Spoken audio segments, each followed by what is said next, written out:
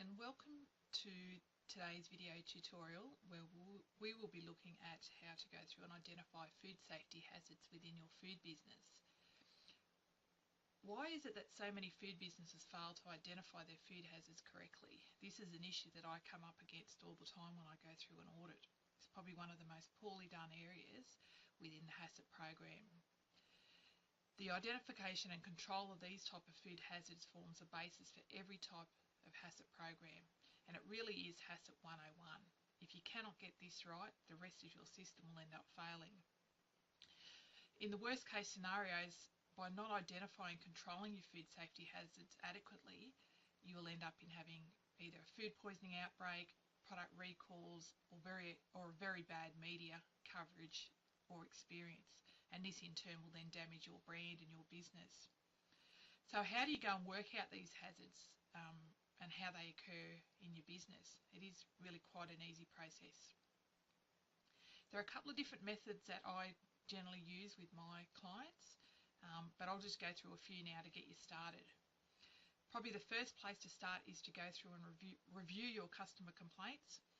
Have a look at what your customers have been complaining about, whether it be the last 12 months or even up to the last 5 years. If they complain about the same things all the time, it really means that you in your business have failed to fix the problem and identify what the real root cause of the issue is. Another thing to look for is looking at business history. Talk to people who've worked in the business for a long period of time, if this is possible. There may be some memories of things going wrong or issues that contributed to them having a really bad day.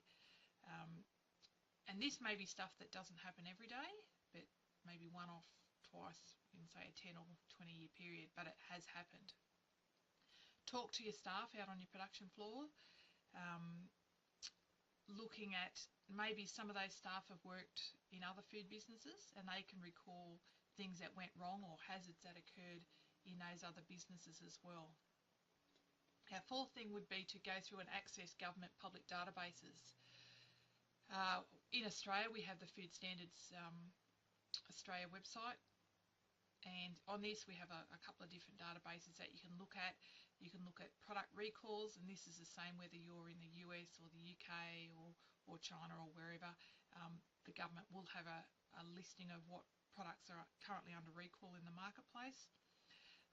You can also have a look at maybe some of your local government regulators have name and shame databases where they put the name of food business that have been prosecuted and what they've been fined for.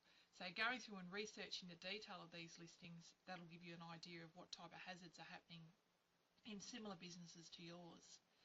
Our final one that I suggest is that you go through and research industry-based journals and technical information, obviously based on your industry. You can use support industry bodies. They're a good source in identifying issues that face your industry as a whole. Looking at scientific information around food poisoning hazards, looking at what food poisoning outbreaks have happened and what foods have been involved and why these poisonings occurred. And you can have a look at this. Again, public health departments, your government departments, universities.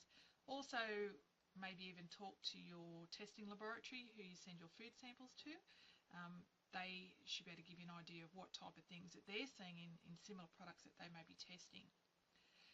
Above all, I suggest that you sit down with you as a HACCP team and go through some type of brainstorming activity and come up with as many hazards as you can. And then with these hazards, you can go through and see at each of the steps in your process, are they going to be applicable or not. And then once you've actually identified hazards, you can start that massive task of going through and analysing and risk rating each of those hazards. But we're going to talk about that in another video. So again, if you want more information on how to go through and identify hazards, just check out our blog. Also we have some other video tutorials based around these concepts as well. So check out that, and I'll talk to you again soon. Thank you.